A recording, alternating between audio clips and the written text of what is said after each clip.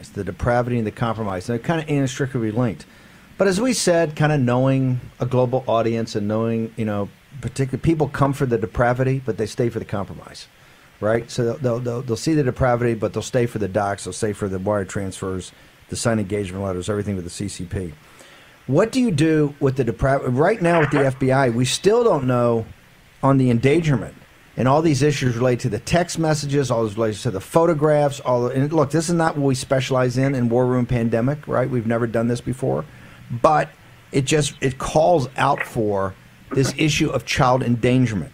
When you're special prosecutor and going through this, how do you handle that aspect of it? Since you and Bernie Kerik were the two guys who really came forward and took this overwhelming body of evidence to the Delaware authorities after you were told that you basically had to by other guys who have been former prosecutors.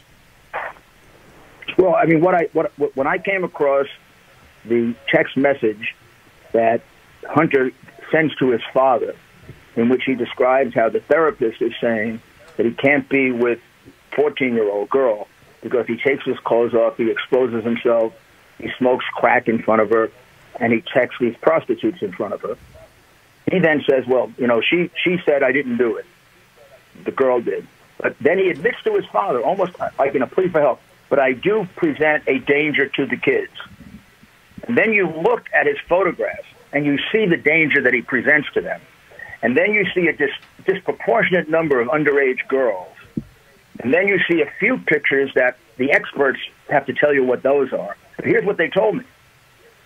The two detectives who have done together about 100 years of this work said to me, you and the commissioner have an obligation to report this. Since you're not in office, you don't have a legal obligation, but you sure have a moral obligation to do it. And you've got to report it right away. And I said, well, it's already with the FBI, but you got to report it to the Delaware police. And I said, oh, yeah, great. We're going to go to the police department he owns, right? But we did it anyway. And just to prove that he owns the state, they didn't do a damn thing with it. They kicked it back to the FBI. So we went there because the FBI did nothing, and they kicked it back to the police, did nothing. And then they come up with this, they're investigating money laundering. Well, probably the least of their crimes is money laundering. I mean, espionage is much worse. Millions of dollars in bribes is much worse. And endangerment of a child is the worst. I do not know what's wrong with the upper echelon of the FBI. I just know it should be fired. And we got to start cleaning Mayor Giuliani, in honor of the many FBI agents who are decent people.